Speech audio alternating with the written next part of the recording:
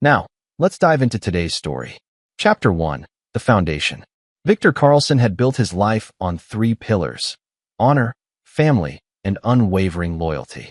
At 34, the Navy SEAL had served 4 tours overseas, earning commendations that filled a box he never opened. His calloused hands could dismantle an enemy or cradle his 6-year-old daughter Emma with equal precision. Emma was his world, a bright-eyed girl with Victor's determination and her mother's auburn hair. She'd greet him at the door after every mission, arms outstretched, shouting, "Daddy's home," in a voice that could heal any battlefield wound. Victor had met Della Palmer 8 years ago at a military charity gala. She was volunteering, serving drinks with a smile that seemed genuine. Della was beautiful in an understated way: shoulder-length auburn hair, green eyes that sparkled when she laughed, and a warmth that drew people in. She worked as a marketing coordinator for a local nonprofit, spoke passionately about helping others, and seemed to understand the demands of military life. "I know you'll be gone sometimes," she'd said during their third date, her hand finding his across the restaurant table. "But I also know you'll always come back to us." They married 18 months later.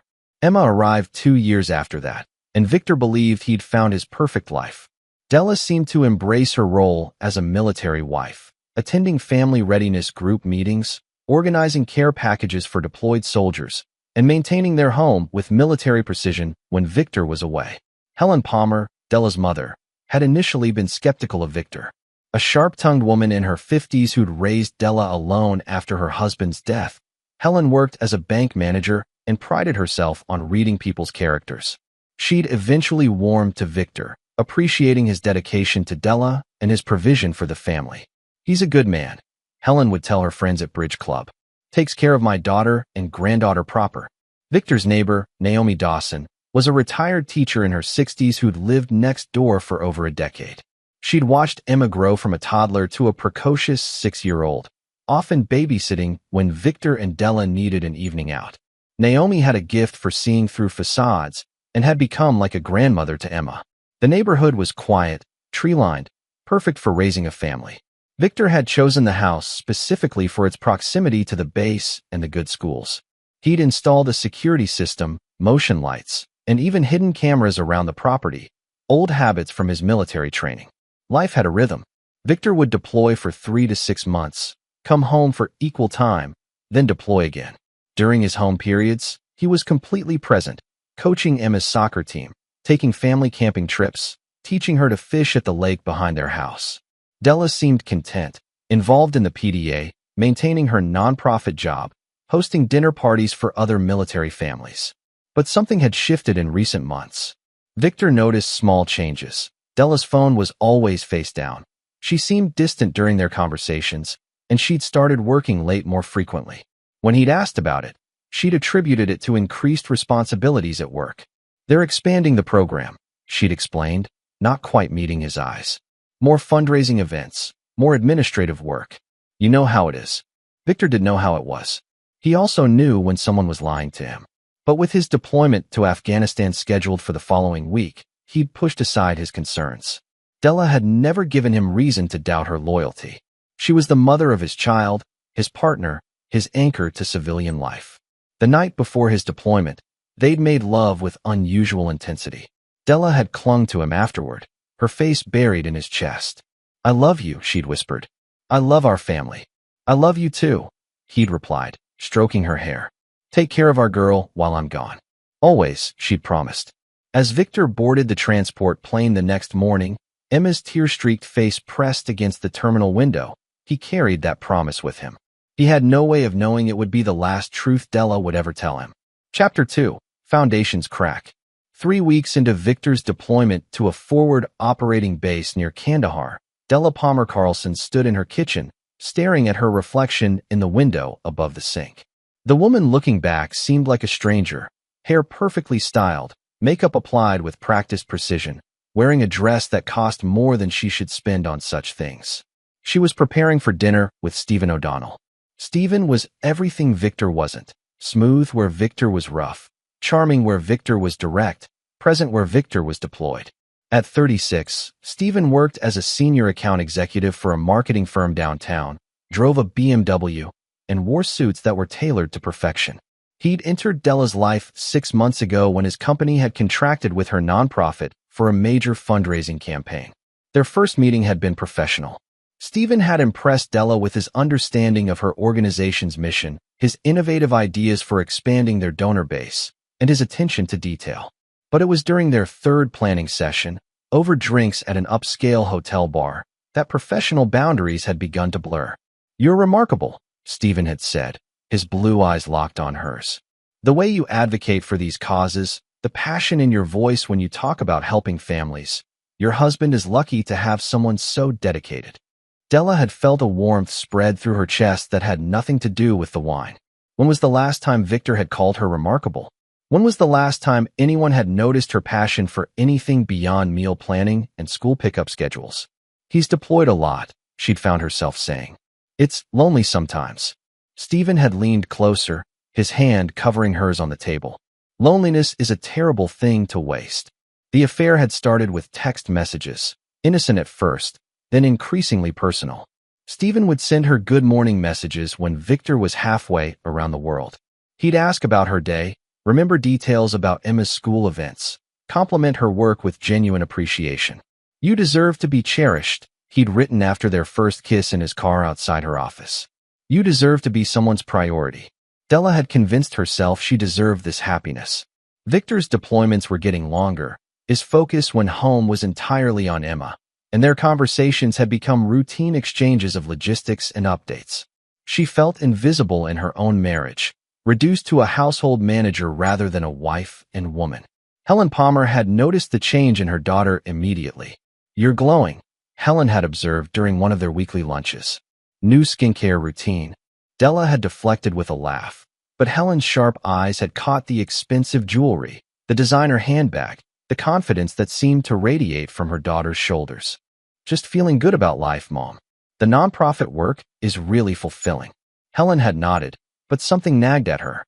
Della had always been her pride and joy, beautiful, successful, married to a good provider. But this new version of her daughter seemed different, more self-assured, but also more secretive. Emma, meanwhile, had begun acting out at school. Her teacher, Mrs. Rodriguez, had called twice in the past week to report that Emma was having difficulty concentrating, seemed tired during classes, and had gotten into an argument with another student over sharing snacks. "Is everything all right at home?" Mrs. Rodriguez had asked during the second call. Sometimes children react to stress in the household, even if they can't articulate what they're sensing. Della had assured the teacher that everything was fine, but privately, she worried.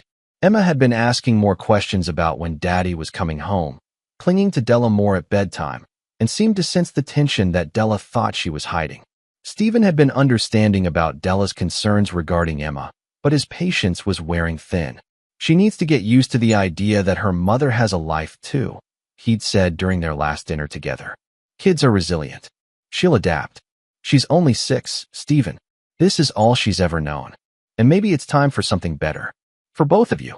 Stephen had begun pressuring Della to consider leaving Victor, painting pictures of a life where she wouldn't have to worry about deployments, wouldn't have to be a single parent for months at a time, wouldn't have to pretend to be satisfied with a man who saw her as a convenience rather than a treasure. "I could give you everything you deserve," he'd whispered against her neck in his downtown apartment. "Emma could have a father who's actually present. You could have a husband who puts you first." The idea was intoxicating, but Della wasn't ready to blow up her life entirely. Not yet. She needed more time to figure out her next move, to prepare Emma for whatever transition might come, to build the courage to tell Victor the truth. But time, as Della would soon discover, was a luxury she didn't possess. Helen Palmer had decided to surprise her daughter and granddaughter with an impromptu visit the following afternoon. She had concerns about the distance she'd noticed growing between herself and Della, and she wanted to spend quality time with Emma while Victor was deployed. What Helen would find when she let herself into the house with her spare key would change everything. Chapter 3. The Unraveling. Helen Palmer's key turned in the front door lock at 2:17 p.m. on a Wednesday afternoon. She'd brought Emma's favorite cookies from the bakery downtown and planned to pick up her granddaughter from school for a surprise afternoon together. The house was quiet, too quiet. "Della," Helen called out, setting her purse on the kitchen counter. "Emma, sweetheart." Then she heard voices from upstairs. Della's voice, but not alone. A man's voice, deep and unfamiliar. Helen frowned. Victor was deployed, and Della should have been at work. Helen climbed the stairs quietly, her maternal instincts on high alert. The voices were coming from the master bedroom, Della's bedroom, Victor's bedroom, Emma's parents' bedroom. Through the slightly open door, Helen saw her daughter naked in the arms of a stranger. The man was handsome in a polished way that reminded Helen of the car salesman who tried to sweet-talk her over the years. He was whispering something in Della's ear that made her laugh, a laugh Helen hadn't heard from her daughter in months. Helen's world tilted. Her daughter, her principled daughter who'd married a hero, who'd built a beautiful family, was betraying everything Helen had raised her to value. The shock lasted only moments before it crystallized into something harder, colder.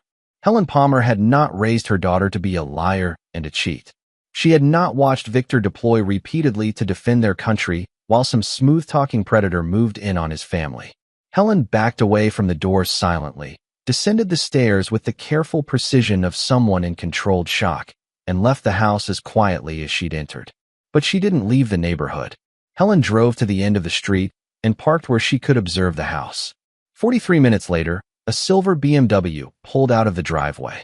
The same car that had been parked there during 2 of her previous visits, which Della had claimed belonged to a work colleague having car trouble. Helen took photos of the license plate with her phone. That evening, when Della called to invite Helen for dinner that weekend, Helen's voice was steady and pleasant. "Of course, sweetheart. I'd love to see you and Emma." But Helen Palmer was not a woman who let betrayal slide.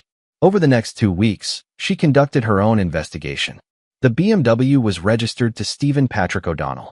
A few discreet questions to mutual acquaintances revealed that Stephen and Della had been seen together multiple times at restaurants across town, holding hands, acting like a couple.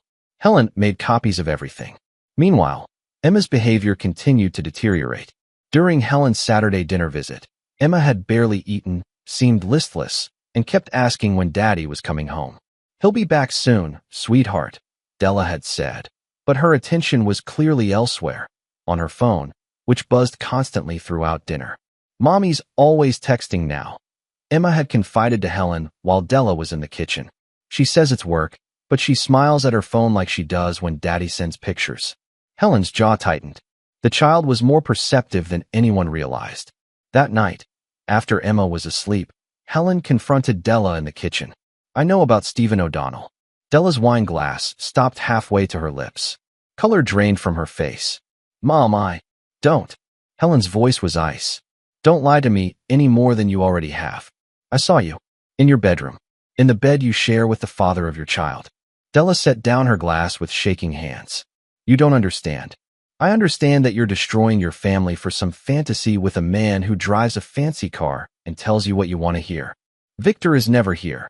Della's voice rose, then dropped as she remembered Emma sleeping upstairs. "He's always deployed, always focused on his career, always putting the military first.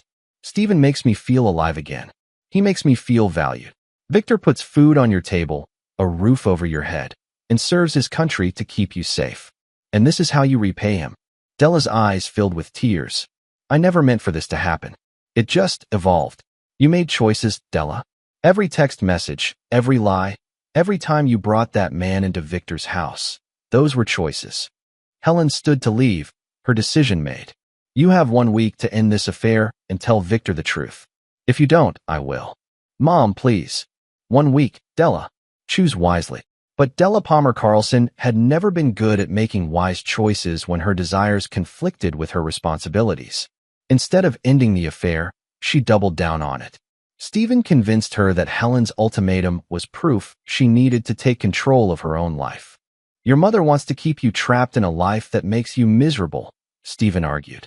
"But you're stronger than that. You deserve better than living for everyone else's approval." 3 days after Helen's ultimatum, while Emma was at school, Della met Stephen at his apartment. They spent the afternoon planning their future together. Stephen would help Della find a good divorce attorney. He had connections who could ensure she got favorable custody arrangements, and he'd already looked into private schools for Emma. "We can build something beautiful together," Stephen promised. "You, me, and Emma. A real family where everyone's present and accounted for." Neither of them noticed Naomi Dawson in the apartment building's parking garage, photographing Della's car next to Steven's BMW. Naomi had been suspicious for weeks. She'd noticed the unfamiliar car in the Carlson driveway, seen Della leaving the house dressed up in the middle of the day, and observed Emma's increasingly withdrawn behavior during their brief encounters in the yard. When Helen Palmer knocked on Naomi's door that Thursday evening, both women had reached the same conclusion. Victor Carlson needed to know the truth about what was happening to his family while he risked his life overseas. "I have photos," Naomi said, spreading them across her kitchen table. "Documentation of when she's been leaving, when he's been at the house, timeline evidence." Helen nodded, adding her own evidence to the pile. "I have his identity, vehicle registration, and several witness accounts of them together in public." "Victor deserves to know," Naomi said quietly. "That little girl deserves better than this." Helen picked up her phone. "I'll call him tonight. It's morning there. He should be available."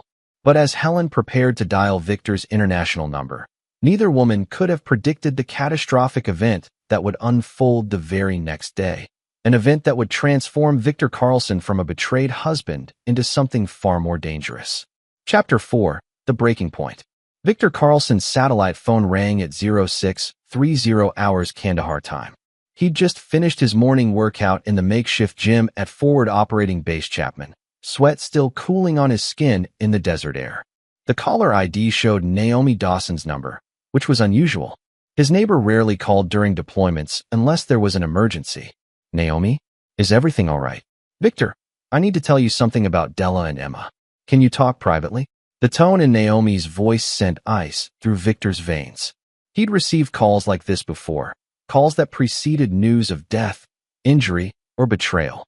He walked to a secure area away from other personnel. "What's going on?"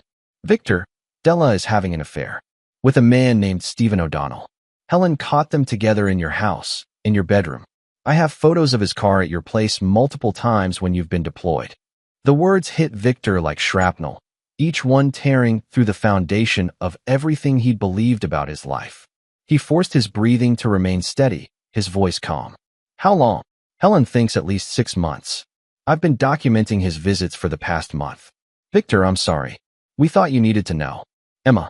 She's struggling. She seems to sense something's wrong, but I don't think she understands what's happening." Victor closed his eyes, his training warring with the rage building in his chest. "Send me everything you have. Photos, timelines, whatever evidence you've gathered." "I will." "Victor, what are you going to do?" "I'm going to come home and handle this." But Victor wouldn't have the chance to execute any plan he might have made during that phone call. Because at that exact moment, 7,000 miles away in suburban Colorado, Della Palmer Carlson was making a decision that would damn her forever. Della had called in sick to work and was preparing to spend the day at Steven's apartment. Emma was at school, Helen was at the bank, and Della felt free to lose herself in the fantasy of her new life. She'd packed an overnight bag, told Emma she was working late and wouldn't be home until after bedtime, and arranged for Emma to walk to Naomi's house after school. But Emma got sick during lunch. A stomach bug had been going around her class, and by 1 p.m., the school nurse was calling parents to pick up affected children. The call went to Della's phone first, but Della was already at Steven's apartment, her phone silenced and forgotten in her purse while she and Steven planned their getaway weekend to Aspen. The school tried Della's work number. Her assistant explained that Mrs. Carlson had called in sick. They tried the emergency contact numbers. Helen Palmer was in back-to-back meetings with loan applicants and couldn't be reached until after 3 p.m. Finally, they called Naomi Dawson, who was listed as an emergency pickup person. "Of course I'll get her," Naomi said immediately. "Poor little thing. I'll take care of her until her mother can pick her up." Naomi collected a pale, listless Emma from school at 1:47 p.m. and brought her home. Emma's fever was climbing, and she was complaining of stomach pain and nausea. Naomi gave her children's Tylenol, made sure she stayed hydrated, and tried repeatedly to reach Della. Della's phone went straight to voicemail. At 4 p.m., Emma's condition worsened. She was vomiting, running a fever of 102 degrees, and becoming dehydrated. Naomi was preparing to take her to urgent care when she saw Della's car pulling into the driveway across the street. But Della wasn't alone. Stephen O'Donnell was in the passenger seat, and they were laughing about something, completely oblivious to the crisis unfolding with Emma. Naomi carried the sick child across the street, her anger building with each step. Della, where have you been? Emma's been sick since lunchtime. The school couldn't reach you.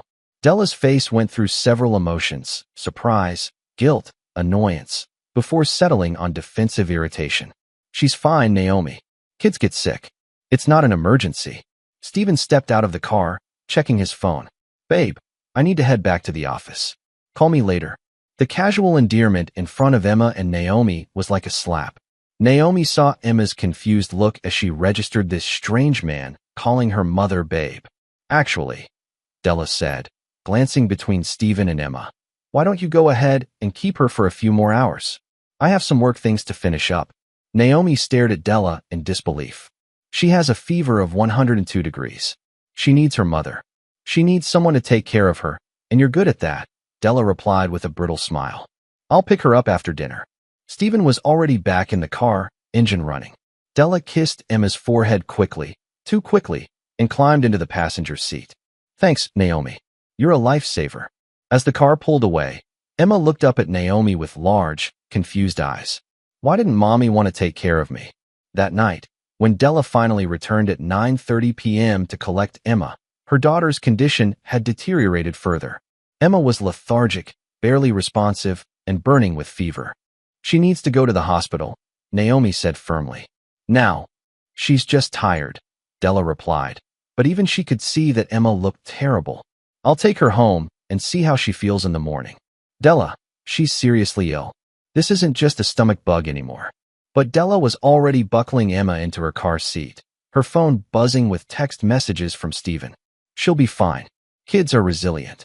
What happened over the next 48 hours would haunt Victor Carlson for the rest of his life, and it would fuel a rage so pure and focused that it would destroy everything in its path.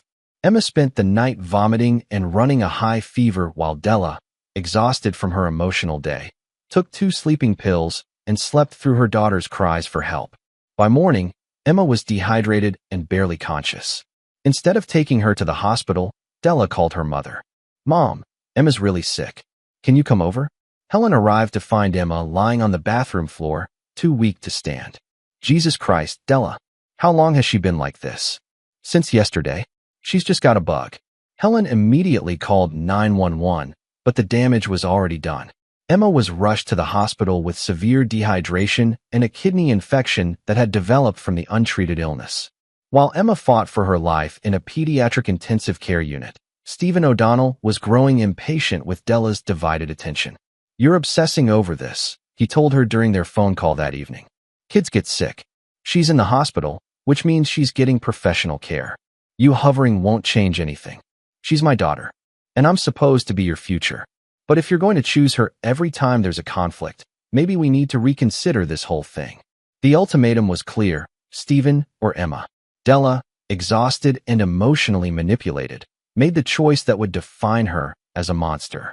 She spent that night at Stephen's apartment while her 6-year-old daughter lay in a hospital bed, asking nurses when her mommy was coming. Helen Palmer sat vigil at Emma's bedside, holding her granddaughter's hand and making the most difficult phone call of her life. Victor? It's Helen. You need to come home immediately. Emma's in the hospital, and Della has lost her mind. Victor Carlson's world exploded into fragments that could never be reassembled. But from those fragments, something else began to form. Something harder, colder, and infinitely more dangerous than the man who had left for deployment 3 months earlier. The husband and father was dying. The weapon was being born. Chapter 5, The Transformation. Victor Carlson arrived at Denver International Airport on a military transport flight after pulling every favor he'd accumulated in 15 years of service. The 18-hour journey from Kandahar had given him time to plan, and the man who walked through the terminal bore little resemblance to the trusting husband who deployed 3 months earlier. Helen Palmer met him at the gate, her usually impeccable appearance disheveled from 3 days of hospital vigils. The exhaustion in her eyes was nothing compared to the fury that radiated from Victor's every movement. How is she? His voice was controlled, professional, the tone he used when receiving mission briefings. Better. The doctor said we caught it just in time. Another 12 hours and Helen's voice broke. Victor, I failed her. I failed Emma. No. Victor's response was immediate and final. Della failed her. You saved her life. During the drive to the hospital, Helen provided a complete briefing. She'd gathered everything: photos, timelines, witness statements, medical records, and a detailed account of Della's abandonment of Emma during the crisis.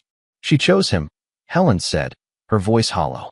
When Emma was fighting for her life, Della chose to spend the night with Stephen O'Donnell. Victor absorbed this information with the same clinical detachment he used to process intelligence reports. Emotion was a luxury he couldn't afford. Emma needed him functional, not broken. At the hospital, Victor's composure nearly shattered when he saw his daughter, pale, small, and fragile in the oversized hospital bed, with 4 lines snaking from her tiny arms. Emma's face lit up when she saw him, the first genuine smile she'd managed in days. "Daddy, you came home. I promised I always would, baby girl."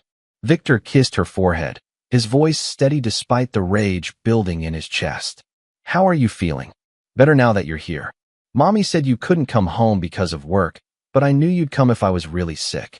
The casual mention of Della's lie was like a knife between Victor's ribs. "Where's Mommy now?" Emma's expression clouded. "She had to work. Grandma Helen has been staying with me." Victor exchanged a look with Helen. They both knew Della wasn't at work. She was with Stephen, maintaining her fiction even while her daughter recovered from near-fatal illness. "Emma, sweetheart, I'm going to take care of some grown-up business, and then I'll be back to take you home, okay?" "Promise." "I promise. And you know I always keep my promises." Victor spent the next hour speaking with Emma's medical team, reviewing her treatment, and ensuring her continued care. Then he began implementing the plan he developed during his flight home. His first stop was to Jeremy Schneider, a former Navy SEAL who now worked as a private investigator specializing in military families. Jeremy had helped dozens of deployed servicemen gather evidence of infidelity, and his methods were thorough and legally sound. "Victor, man, I'm sorry about this whole situation," Jeremy said, reviewing the evidence Helen had gathered. "But what you have here is solid. Your wife abandoned your critically ill child to spend time with her lover. No family court in the country will ignore that. I need everything, Jeremy. Financial records, communication logs, evidence of where she's been spending marital assets, documentation of neglect. I need enough ammunition to destroy her completely." Jeremy nodded. "Consider it done. But Victor, what's your endgame here?" "Full custody." "Full custody is just the beginning." Victor's next stop was to Mark Mullins, a divorce attorney with a reputation for ruthless efficiency. Mark had handled several high-profile military divorces and understood the unique challenges faced by deployed servicemen. "Based on what you're telling me," Mark said after reviewing the preliminary evidence, "we can establish abandonment, adultery, child endangerment, and financial misconduct. Colorado is a no-fault divorce state, but when it comes to custody and asset division, this level of misconduct matters." "I want her destroyed," Victor said simply. "Legally, financially, socially, I want her to lose everything." "That's achievable, but it will get ugly." "Good." Over the next 48 hours, while Emma recovered in the hospital and Della continued her fantasy life with Stephen, Victor built his case with military precision. Jeremy's investigation revealed that Della had been using joint credit cards to fund her affair, expensive restaurants, hotels, gifts for Stephen, even a weekend getaway to Vail that she'd claimed was a work conference. More damaging was the discovery that Della had been discussing divorce with Stephen for months, including conversations about hiding marital assets and manipulating custody arrangements. Stephen had recorded some of their conversations on his phone, presumably as insurance for his own protection, but Jeremy's digital forensics expert had recovered deleted files that painted both of them as calculating and mercenary. The most devastating evidence came from Naomi Dawson's security camera system. Naomi had installed cameras after a break-in 2 years earlier, and they'd been recording continuously. The footage showed Stephen arriving at the Carlson house within hours of Victor's deployments, staying overnight, and even being there when Emma returned from school on several occasions. "She brought him into our home," Victor said, watching the footage with Helen and Jeremy. "She exposed our daughter to this." Helen's face was stone. "I raised her better than this." "No," Victor corrected. "You raised her. She chose to become this." On Emma's 4th day in the hospital, Della finally appeared. She'd clearly spent considerable time on her appearance. Hairstyled, makeup perfect, wearing a new dress that Victor didn't recognize. She sailed into Emma's room with the confidence of someone who believed her performance would be accepted without question. "There's my brave girl." Della approached Emma's bed with theatrical enthusiasm. "Mommy missed you so much." Emma's response was muted, confused. "Where were you?" "Working extra hard so we can afford your medical bills, sweetheart. But everything's going to be fine now." Victor stood from the chair where he'd been reading to Emma, and Della noticed him for the first time. Her face went through a series of micro-expressions: surprise, guilt, calculation, and finally, defiance. "Victor, I thought you weren't due back for another month. Plans change when your child is hospitalized." His voice was conversational, betraying nothing of the storm inside him. "She's fine now. Kids are resilient." The casual dismissal of Emma's near-death experience was the final confirmation Victor needed. The woman he'd married no longer existed, if she ever had. "We need to talk," he said.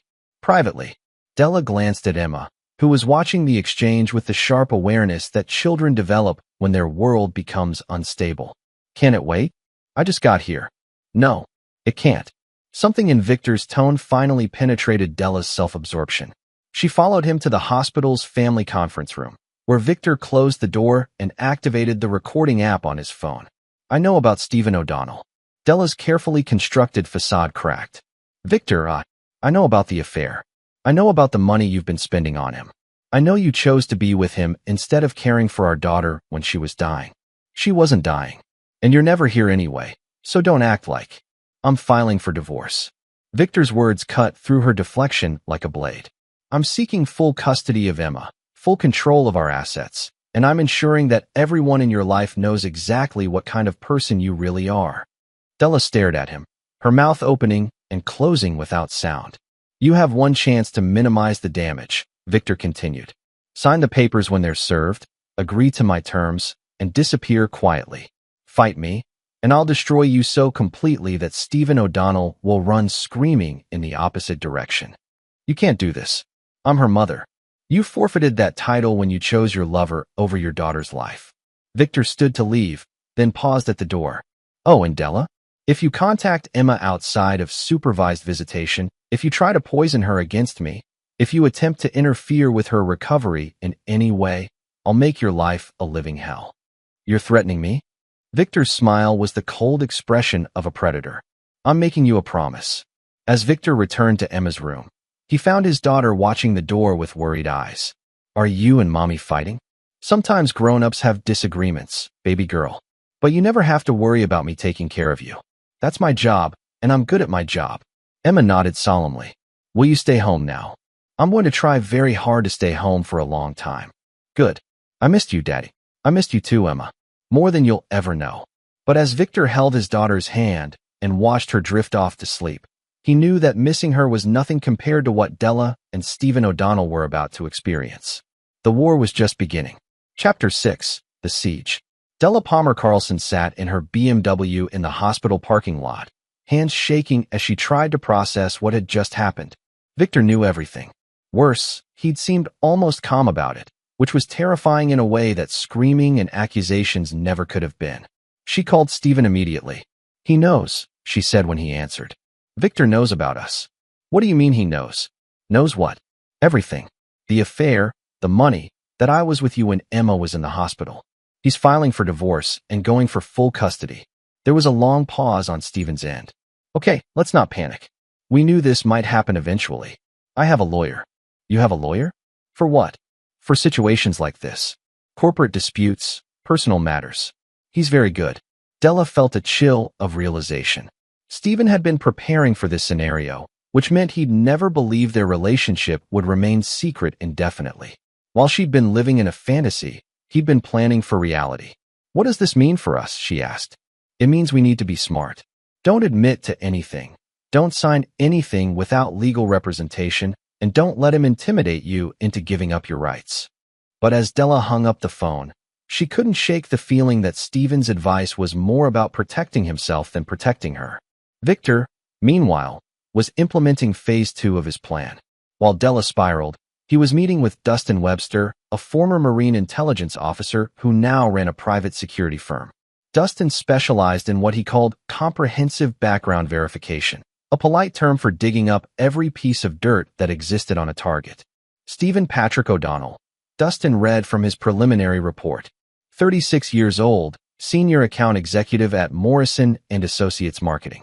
Divorced twice, no children from either marriage.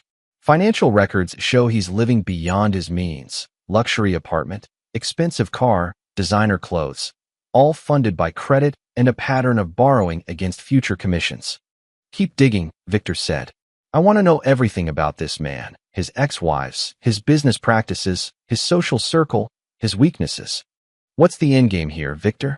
Complete destruction. Dustin nodded. I can work with that. Back at the hospital, Helen Palmer was struggling with her own guilt and rage.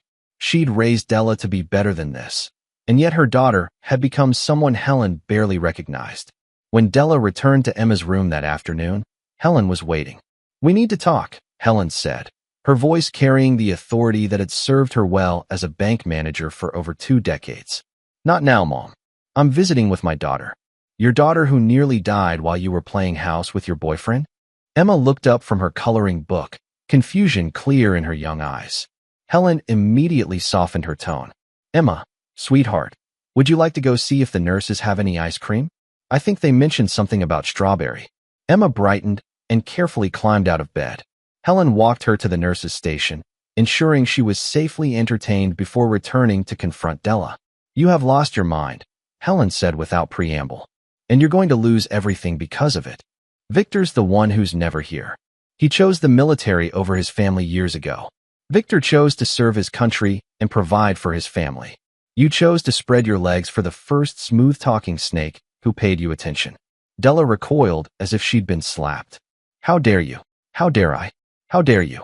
That little girl nearly died because you were too busy playing the whore to take care of her. And now Victor, a good man, a man who deserves better than you've ever given him, is going to take her away from you forever. He can't do that. I'm her mother. Being a mother is more than biology, Della. It's about sacrifice, responsibility, putting your child's needs before your own selfish desires. You've failed at all of those things. Helen moved closer, her voice dropping to a whisper. And I'll testify to that fact in court if necessary. You wouldn't. Try me. The next morning, Della received the divorce papers. Mark Mullins had moved with impressive speed, filing not just for divorce, but for emergency custody modification based on child endangerment. The papers detailed every aspect of Della's affair, her financial misconduct, and her abandonment of Emma during the medical crisis. Reading the clinical language that described her actions, willful neglect of a minor child, misappropriation of marital assets, abandonment during medical emergency, Della felt the first real fear she'd experienced since this began. She called Stephen immediately. They're painting me as a monster, she said, her voice shaking. They're saying I endangered Emma. Did you tell them anything? Did you admit to the affair? What? No, of course not. Good. My lawyer says denial is our best strategy until we can figure out what evidence they actually have. Evidence? Stephen, they know everything. Victor showed me photos. Photos can be explained. We're colleagues. We work together. We've had business dinners. Business dinners where we were holding hands and kissing? Stephen was quiet for a long moment. How clear are these photos? The question sent ice through Della's veins. Stephen was already distancing himself, calculating how to minimize his own exposure rather than supporting her through this crisis. Stephen, I need you to stand by me through this. We talked about building a life together. We talked about a lot of things, Della. But this situation is more complicated than we anticipated. What are you saying? I'm saying maybe we should take a step back until this divorce is finalized. I don't want to complicate your custody situation. The betrayal was swift and complete. Stephen O'Donnell, the man who'd promised to cherish her, who'd convinced her to risk everything for their love, was abandoning her the moment things became difficult. You coward, Della whispered. You absolute coward. Be realistic, Della. If I'm seen as actively interfering in your marriage, it hurts both of us. Once your divorce is final, we can. Della hung up on him. For the first time since this began, Della found herself alone with the consequences of her choices. Victor was systematically dismantling her life with military precision. Her mother had turned against her. Her lover had revealed himself to be a selfish opportunist. And Emma, sweet, innocent Emma, was asking questions that Della couldn't answer without admitting her own failures. But Della Palmer Carlson had not survived 32 years by giving up easily. If Victor wanted a war, she'd give him one.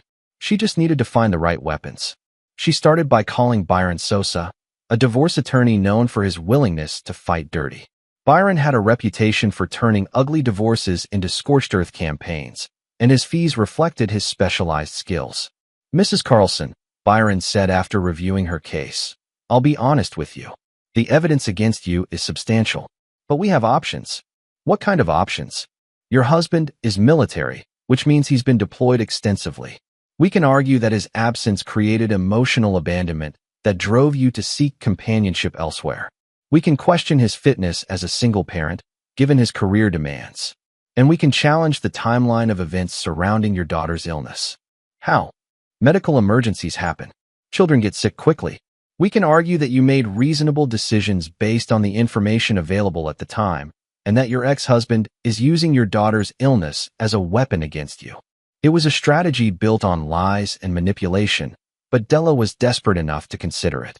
"What about Stephen? Will he have to testify?" Byron's smile was predatory. "Mr. O'Donnell may find that cooperating with your husband's attorney is more beneficial to his own interests than supporting your case." "What do you mean?" "I mean your boyfriend is about to discover that loyalty is expensive, and he strikes me as the type of man who values his own comfort over romantic sentiment." Della felt another piece of her world crumble. Everyone was abandoning her. Victor, Stephen, even her own mother. But she still had Emma, and she'd fight to keep her daughter even if it meant destroying everyone else in the process. What Della didn't know was that Victor had anticipated her desperation and was already 3 moves ahead in the game she'd just decided to play. Chapter 7. The Trap. Stephen O'Donnell adjusted his Italian silk tie and checked his reflection in the bathroom mirror of Morrison and Associates Marketing. He'd spent the weekend thinking about his situation with Della, and he'd reached some uncomfortable conclusions. The affair had been exciting while it remained secret. The thrill of forbidden romance, the satisfaction of taking another man's wife, the ego boost of being chosen over a decorated military hero. But now that Victor Carlson was home and aware, the dynamic had shifted dramatically. Stephen had researched Victor online and found a man with commendations for valor, expert marksman qualifications, and a resume that read like an action movie. This wasn't some desk-bound military bureaucrat. This was a trained killer who'd spent 15 years learning how to eliminate threats. Stephen's self-preservation instincts were finally overriding his libido. His phone buzzed with another text from Della. "We need to talk. My lawyer wants to meet with you." Stephen deleted the message without responding. He'd already made his decision. At 11:30 a.m., Stephen's assistant announced that he had a visitor. "A Mr. Carlson to see you?" Stephen's blood went cold. Did he say what this was regarding? Something about a marketing consultation. Stephen considered refusing the meeting, but curiosity and professional necessity won out. If Victor Carlson wanted to confront him, it would happen eventually. Better to control the circumstances. Send him in. Victor Carlson entered Stephen's office like he owned it. He was exactly what Stephen had feared, tall, broad-shouldered, with the confident bearing of someone accustomed to violence. But his expression was pleasant, almost friendly. "Mr. O'Donnell, thank you for seeing me. I understand you've been working closely with my wife." Stephen's throat was dry. "Mr. Carlson, if this is about..." "It's about business," Victor interrupted smoothly. "I'm transitioning out of the military and starting a security consulting firm. I need marketing expertise, and Della speaks very highly of your talents." The pause before talents was loaded with meaning, but Victor's tone remained conversational. "I think there might be some conflict of interest." "Why?" "Because you've been fucking my wife." The words were delivered with such casual precision that Stephen actually flinched. Victor smiled and settled into the chair across from Stephen's desk. "Let's cut through the bullshit, Stephen. I know about the affair. I know you've been in my house, sleeping in my bed, influencing my daughter. I know about the money Della's spent on you and the weekend trips you've taken together." Stephen's carefully constructed persona crumbled. "Look, I never meant for things to go this far. But they did go that far. The question now is what happens next." Victor leaned forward slightly. "Della's lawyer is going to want you to testify on her behalf." To claim that your relationship was meaningful, that you care about her, that you're willing to help her build a new life. We haven't discussed that. But you're not going to do that, are you? Stephen's silence was answer enough. Smart man, Victor continued. Because supporting Della in this divorce would be very expensive for you. Personally, professionally, financially. Is that a threat? It's a business proposition. Victor reached into his jacket and withdrew a manila envelope, which he placed on Stephen's desk. My security consulting firm specializes in comprehensive background checks. As part of my preparation for this meeting, I had your background thoroughly investigated. Stephen's hands shook as he opened the envelope. Inside were financial records, dating profiles from multiple websites, photographs of Stephen with various women, and documentation of his 2 previous divorces. Your first wife, Patricia Hoffman O'Donnell, divorced you for adultery and emotional abuse. Your second wife, Candace Becker O'Donnell, divorced you for the same reasons plus financial fraud. You'd been using her credit cards to fund your affairs. Stephen's face had gone pale. Your current lifestyle is funded almost entirely by credit, and you're approximately 6 months away from bankruptcy. Morrison & Associates is unaware that you're using company resources for personal business, including conducting your affair with my wife during work hours and using company vehicles for personal transportation. Victor smiled. Should I continue? What do you want? I want you to disappear from Della's life completely. No contact, no support during the divorce proceedings, no romantic reunion after the dust settles. In exchange, I won't share this information with your employer, your creditors, or the women you're currently pursuing on various dating platforms. Stephen stared at the evidence of his own duplicity. You're blackmailing me. I'm offering you a choice. Option 1. You walk away from Della now and never look back. You keep your job, your secrets remain secret, and you can continue your pattern of using and discarding women without interference from me. Option 2. Victor's expression hardened. Option 2 is that I destroy your life so completely that you'll be lucky to find work selling insurance in a strip mall. The threat was delivered without emotion, which made it infinitely more terrifying than any amount of shouting or posturing. How do I know you won't use this against me anyway? Because I don't care about you, Victor said simply. You're a symptom, not the disease. Della chose to betray our family. You just happened to be convenient. Stephen felt a surge of indignation. I care about her. This wasn't just casual. No, you don't. Victor's interruption was final. You care about what she represented, an attractive woman with money and resources who was lonely enough to be grateful for your attention. The moment things became complicated, you started looking for an exit strategy. The accuracy of this assessment was devastating. Della thinks you love her, Victor continued. But you and I both know that if she comes out of this divorce with nothing, no money, no house, limited custody, you'll lose interest immediately. Stephen couldn't deny it. So here's what's going to happen. You're going to call Della and tell her that you can't continue the relationship while she's going through a divorce. You're going to tell her that your lawyer advised against any contact until her custody situation is resolved. And you're going to mean it. And if she doesn't accept that, that's not your problem anymore. Victor stood to leave, then paused at the door. Oh, and Stephen, if you change your mind about any of this, if you decide to play hero and support Della through this process, I want you to remember something. What's that? I know where you live, where you work, where you shop, where you exercise, and where you take your dates. I know your routines, your weaknesses, and your fears. And I'm very good at what I do. The message was clear. Victor Carlson was not a man to be crossed. After Victor left, Stephen sat in his office for 20 minutes, staring at the evidence of his own moral bankruptcy. Then he picked up his phone and called Della. We need to end this, he said without preamble when she answered. What? Stephen, I need you now more than ever. My lawyer says I can't have any contact with you while you're going through divorce proceedings. It could complicate your custody case. Your lawyer? You never mentioned. I have to protect myself, Della. I have a career, responsibilities. I can't get dragged into this. There was a long silence on Della's end. When she spoke again, her voice was hollow. So you're abandoning me. Just like that. I'm being practical. Once your divorce is final, once things settle down, maybe we can. No. Della's voice had turned hard. No, Stephen.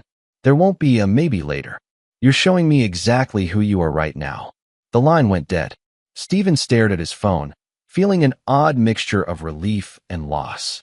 He'd escaped Victor Carlson's trap, but he'd also lost something he hadn't realized he valued until it was gone. Meanwhile, in a coffee shop across the street from Morrison and Associates, Victor sat with Jeremy Schneider, watching Steven's office window through high-powered binoculars. He took the bait? Jeremy asked. Hook, line, and sinker. Della's about to discover that her white knight is actually a coward in designer armor. What's the next phase? Victor's smile was predatory. Now we let Della's desperation drive her to make increasingly bad decisions while we systematically remove every source of support she might have. And then we finish this. Victor's phone buzzed with a text from Helen Palmer. Della just called me crying. Says Steven abandoned her. She's asking if she can move back in with me. Victor replied immediately. What did you tell her? I told her that adults who make adult decisions have to live with adult consequences. Victor smiled. The trap was working perfectly. Chapter 8. The Reckoning. Della Palmer Carlson sat in her BMW in the parking lot of her mother's bank, sobbing with a desperation she hadn't felt since childhood. The last 72 hours had been a systematic destruction of everything she believed about her life and her choices. Steven's abandonment had been swift and brutal. No explanation beyond legal concerns, no promise to reconnect after the divorce, no acknowledgement of the future they'd planned together. He'd simply vanished from her life as if their months together had never happened. Her lawyer, Byron Sosa, had delivered equally devastating news. Steven was refusing to cooperate with their defense strategy and had formally notified Victor's attorney that he would not be providing testimony supportive of Della's character or fitness as a mother. Without his support, Byron had explained, our narrative falls apart. We can't argue that this was a meaningful relationship driven by emotional neglect if he won't acknowledge the relationship's significance. Worse, the financial evidence was overwhelming. Victor's team had documented every expense Della had charged to their joint accounts in support of her affair: hotel rooms, restaurants, gifts, even the weekend in Vail. The total exceeded $15,000 in marital assets spent on adultery. They're also arguing that your absence during Emma's medical crisis constitutes child endangerment, Byron had continued. The hospital records show that your daughter was critically ill for 48 hours while you were unreachable. I had my phone with me, but you didn't answer it. The school called multiple times, your mother called, the neighbor called. You were having sex with your boyfriend while your daughter was dying. The crude assessment had hit Della like a physical blow, but Byron's job wasn't to comfort her. It was to prepare her for the reality of what they were facing. Now, sitting in her mother's parking lot, Della was preparing to beg for help from the one person who might still care about her. She knew Helen was furious, disappointed, and disgusted by her choices, but surely her mother wouldn't abandon her completely. Helen's office was on the second floor of First National Bank, and the secretary recognized Della immediately. I'm sorry, Mrs. Carlson, but Mrs. Palmer is in meetings all afternoon. Please, just tell her I'm here. It's important. The secretary reluctantly called Helen's extension, spoke briefly, then hung up with an uncomfortable expression. I'm sorry, but Mrs. Palmer said she'll call you tonight. The dismissal was humiliating and final. Even Helen Palmer, who'd once loved Della unconditionally, was refusing to see her. Della's phone rang as she walked back to her car. Victor's name appeared on the screen. What do you want? She answered. We need to discuss Emma's living arrangements. She's being discharged from the hospital tomorrow. I'll pick her up. No, you won't. I have temporary custody until the emergency hearing next week. You can't keep me from my daughter. I can and I will. But I'm willing to arrange supervised visitation if you agree to certain conditions. Della felt the walls closing in around her. What conditions? Meet me at Naomi's house at 6 p.m. tonight. Come alone, and don't bring your lawyer. The line went dead. At 6 p.m., Della knocked on Naomi Dawson's front door, feeling like she was walking into an execution. Naomi answered with the cold politeness usually reserved for unwelcome salespeople. Della, please come in. The living room had been transformed into an informal courtroom. Victor sat in one chair, his posture relaxed, but his eyes absolutely predatory. Helen Palmer sat across from him, her face stone. Jeremy Schneider sat at a small table with a laptop computer and several manila folders. Sit down, Della, Victor said, indicating an empty chair that faced all of them. Della felt like a defendant facing a tribunal. Where's Emma? Safe, Victor replied. She's having dinner with a friend from school. She doesn't need to see this. See what? Victor nodded to Jeremy, who opened his laptop and turned it toward Della. The screen showed a video, security camera footage from Naomi's house, time-stamped 3 days earlier. In the video, Della could be seen leaving her house at 1:30 p.m., getting into a car with Stephen O'Donnell, and driving away. The timestamp showed they didn't return until 9:47 p.m., more than 8 hours after Emma had been collected from school by Naomi due to illness. This is the day Emma was hospitalized, Victor said. You left at 1:30 for what you told Emma would be a few hours of work. You returned at nearly 10 p.m., more than 8 hours later. I came back as soon as Naomi called. Naomi called at 1:47 p.m. She called again at 2:15, 3:30, 4:15, and 6 o'clock. You didn't answer any of those calls because you were fucking Stephen O'Donnell while your daughter was fighting for her life. Della recoiled from the brutal language. That's not. Jeremy, show her the next video. The screen changed to show different footage, this time from a camera across the street from Stephen's apartment building. The timestamp showed Della's car entering the parking garage at 2:03 p.m. and not leaving until 9:22 p.m. 7 hours and 19 minutes, Victor said. While Emma was burning with fever and asking for her mother, you spent over 7 hours in your lover's bed. Della's face was burning with shame and rage. How long have you been watching me?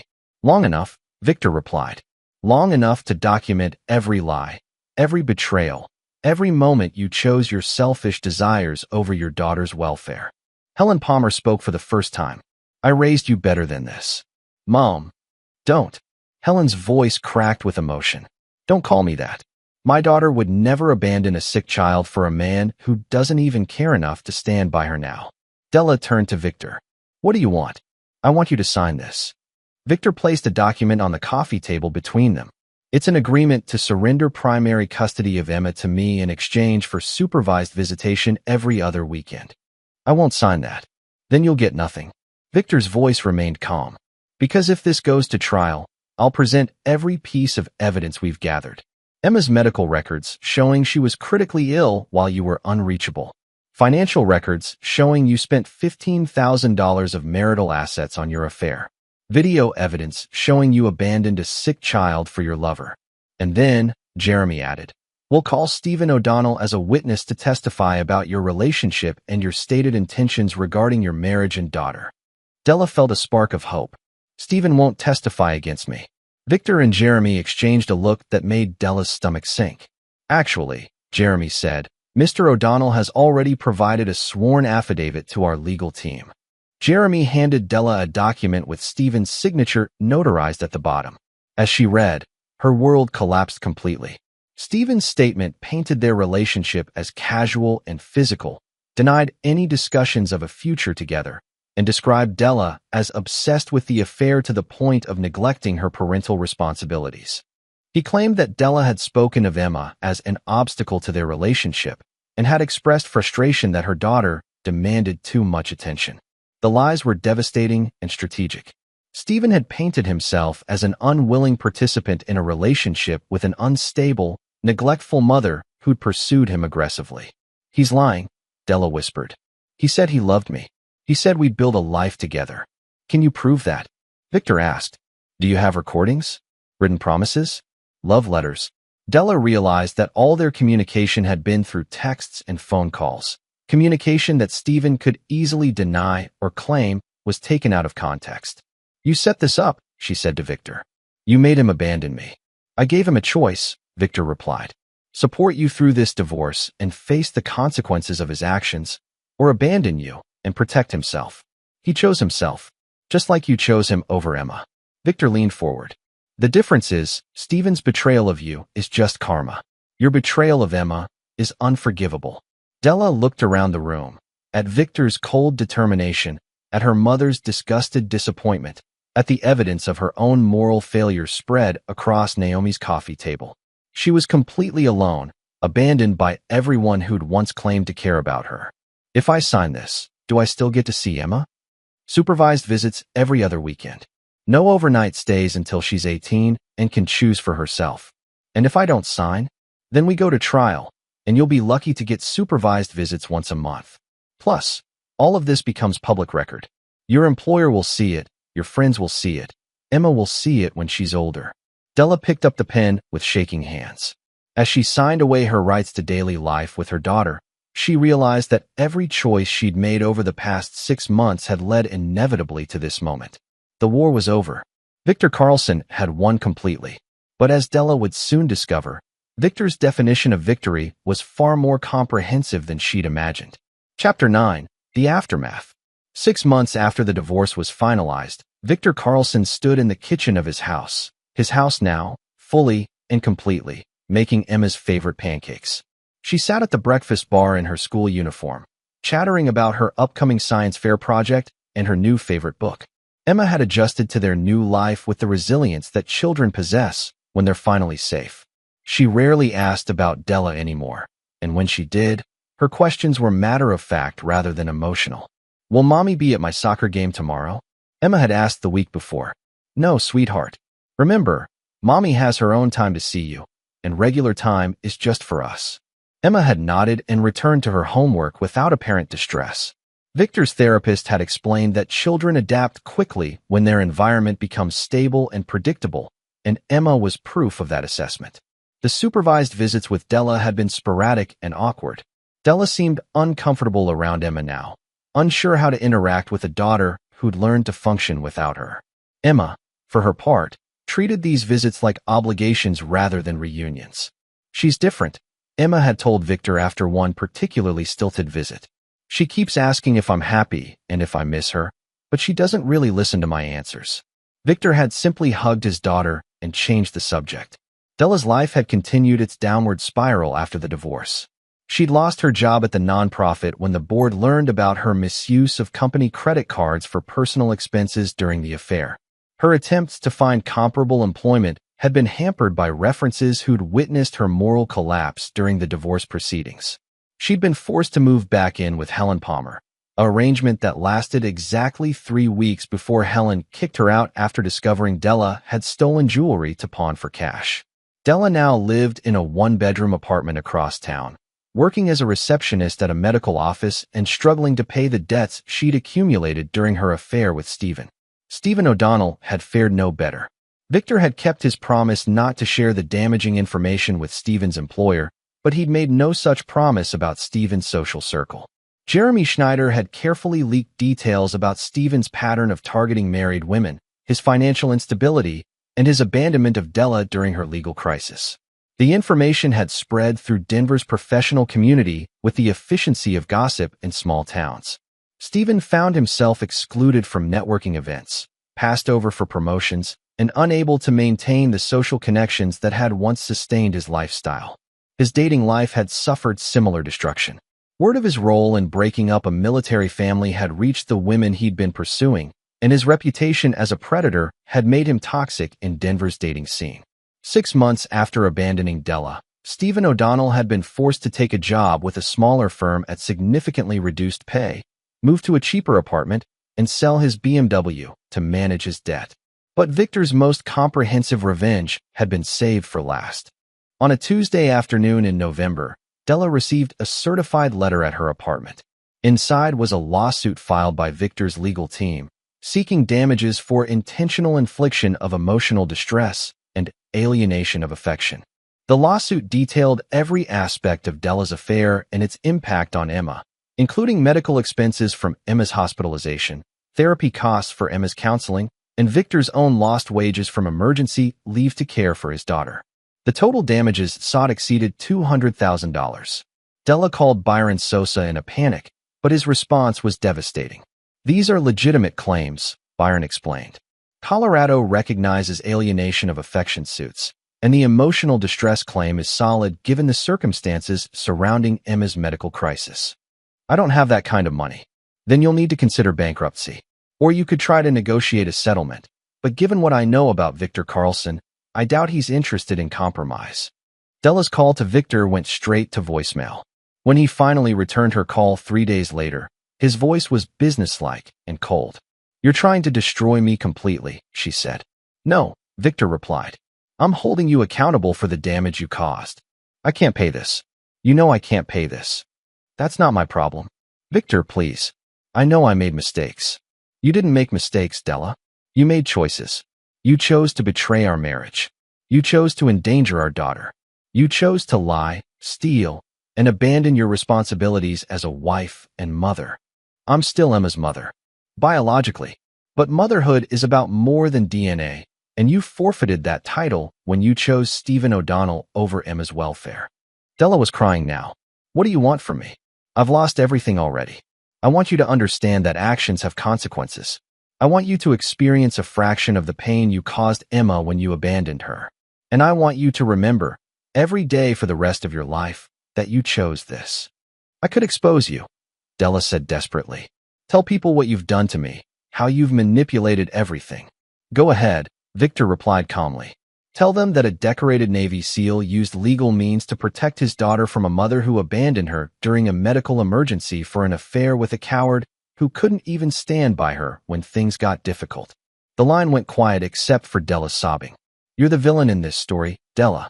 Not me, not Stephen, not your mother, not anyone else who's held you accountable for your choices.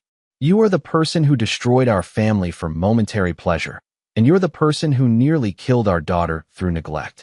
Victor's voice became even colder. I will never forgive you. I will never forget what you did. And I will never allow you to hurt Emma again.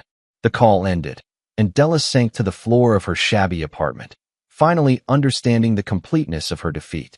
3 months later, Della Palmer filed for bankruptcy and moved to Phoenix to live with a distant cousin, the only relative who'd agreed to help her. She left behind her daughter, her former life, and the wreckage of every relationship she'd destroyed through her choices. Emma asked about her once. Where did Mommy go? She moved away, Victor had replied honestly. Sometimes adults make choices that mean they can't be the parents they're supposed to be. Emma had nodded solemnly and never asked again. Victor kept every piece of evidence from Della's betrayal in a locked file cabinet in his home office. Not as trophies, but as reminders. Reminders that trust, once broken, could never be fully repaired. Reminders that some betrayals were unforgivable. Reminders that he would never again allow anyone to threaten his daughter's safety or happiness. Emma Carlson grew up strong, confident, and surrounded by people who actually loved her.